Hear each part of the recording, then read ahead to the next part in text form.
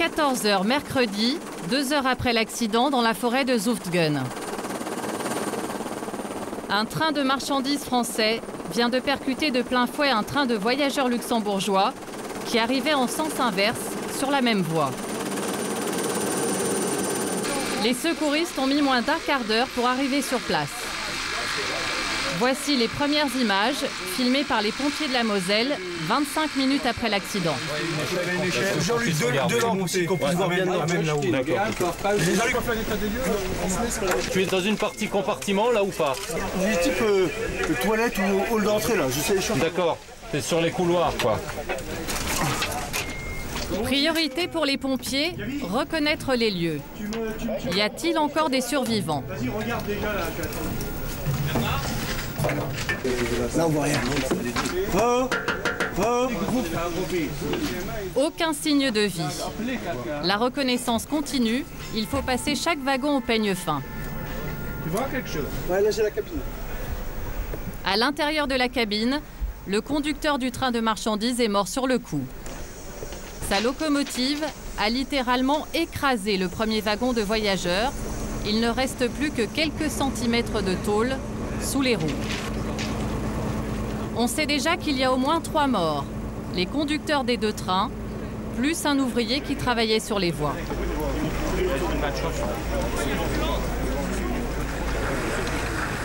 Le colonel Franoz est le chef des pompiers de la Moselle. Il coordonne les secours. Premier rapport à l'officier de liaison. Donc, apparemment les deux, et que sans préciser plus, tu dis que les 2 trains sont encastrés l'un dans l'autre. Sur le plan du bilan, la SNCF nous signale 20 personnes à bord, une vingtaine de personnes à bord. Il y en a 13 qui sont répertoriés et pris en compte par les pompiers. Donc 11 urgences relatives et 2 urgences absolues. Il y a effectivement 13 rescapés. Certains s'en sortent avec quelques égratignures, mais ils sont en état de choc.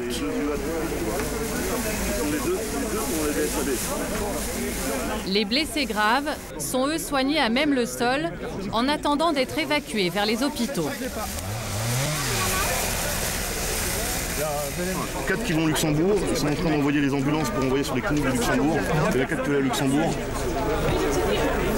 Et les 5 autres, ils vont sur Metz. Il y en a 2 qui partent déjà sur Metz. Alors le médecin évacuateur, c'est vous? Oui. Prenez l'évacuation? Eh ben, venez avec nous alors, parce qu'on fait un PC ici. Toi tu restes toujours à ton niveau du médecin du tri, d'accord? Ok. C'est en hélicoptère que les blessés les plus graves sont évacués. Toutes les casernes de la région sont mobilisées. 150 pompiers se relaient sur le site. Ils sont français, mais aussi luxembourgeois. Car c'est pile à la frontière que la collision a eu lieu. La limite entre les 2 pays se situe au niveau de cette petite maison grise sur laquelle sont montés les pompiers.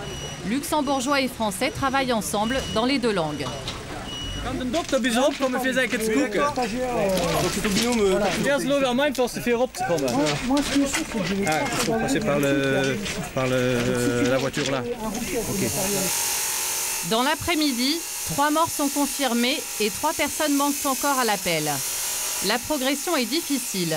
Pour accéder à l'intérieur du train, les pompiers utilisent du matériel lourd, disqueuses, écarteurs, pinces hydrauliques.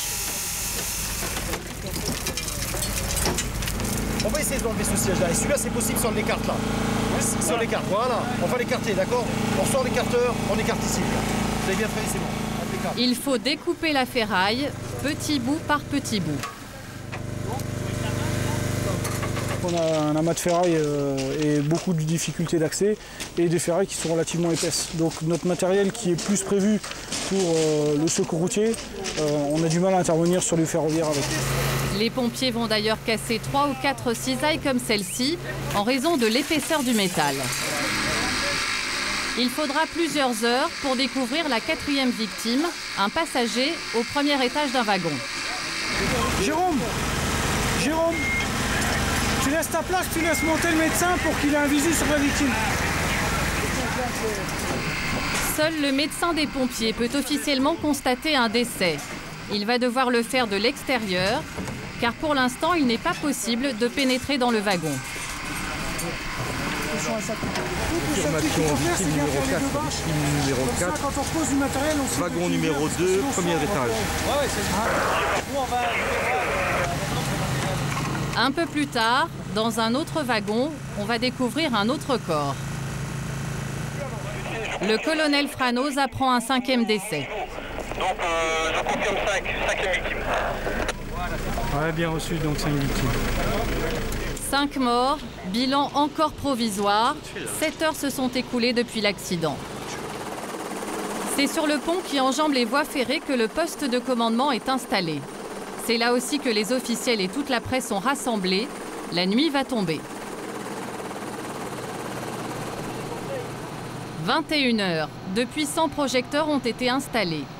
98 pompiers sont encore sur le terrain. Les opérations de secours se déroulent sous l'autorité du sous-préfet de Thionville. Oh, il n'y a pas de survivants, il n'y a pas d'espoir. Mais combien y en a-t-il, on ne sait pas. On ne sait pas du tout. François Marzotti va gérer la crise pendant toute la suite des opérations. Ah, il peut y en avoir plus, on n'a aucune idée de savoir s'il y en a plus. Hein.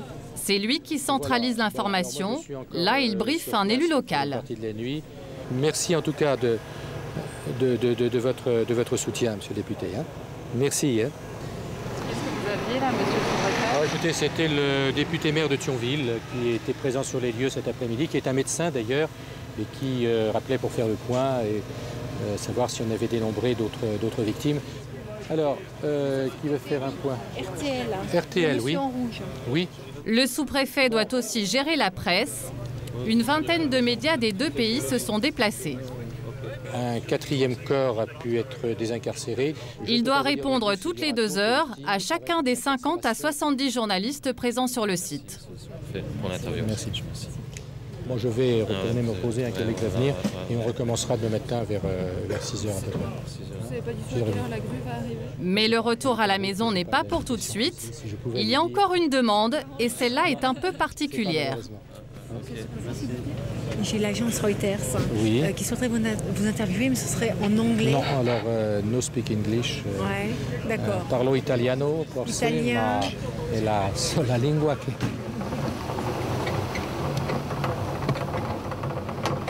Minuit. Le sous-préfet se rend sur le terrain pour faire un dernier point sur l'avancée des secours avec le colonel Franoz.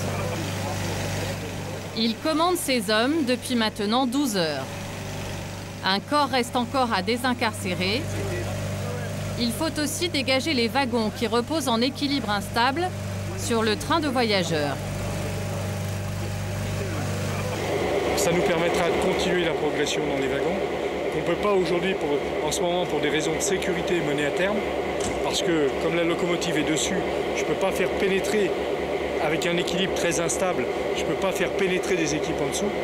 Ça serait prendre des risques pour les personnels.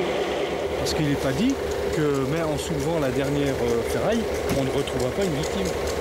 Ça, c'est possible. Et il est clair qu'on peut retrouver des victimes jusqu'au moment où on aura retiré la dernière, je dis pas le dernier petit bout de fer, mais les portes, les dernières portes, les derniers fauteuils, et ainsi de suite, c'est clair. Dans la nuit, la 5e victime est dégagée. Le corps est retiré vers 6 heures du matin, soit plus de 17 heures après l'accident. Les opérations ont été très délicates pour le désincarcérer. 6h30 du matin, après quelques heures de repos, le sous-préfet est de retour sur le site. Les radios, on va faire le point peut-être dans un quart d'heure. Hein. Il faut informer la presse des derniers développements. La polémique enfle sur les causes de l'accident. Qui est responsable? Certains avancent que le train luxembourgeois aurait grillé un feu rouge. Le responsable de la SNCF, ici avec la ceinture jaune, va demander en aparté au sous-préfet ce qu'il faut dire aux journalistes. À l'heure actuelle, bien sûr, on reste à un point où on n'annonce aucune cause, bien sûr, l'enquête est en cours. Hein. Pour nous, État, la polémique sur le feu rouge, le feu vert, etc., je ne veux pas rentrer dedans, je ne veux pas avoir à en connaître, hein, ces autorités judiciaires. Hein. Mieux vaut ne pas entrer dans les détails, la question est prématurée. Sur le terrain, le jour s'est levé. On s'apprête à relever les wagons avec les grues arrivées pendant la nuit. Les opérations sont délicates. 2 wagons sont attachés l'un à l'autre. et le grutier n'arrive pas à les décoller.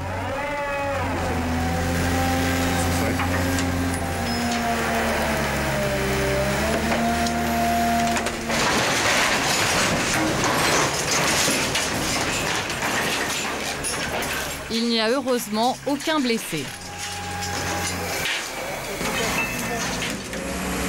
Il faut encore dégager la locomotive.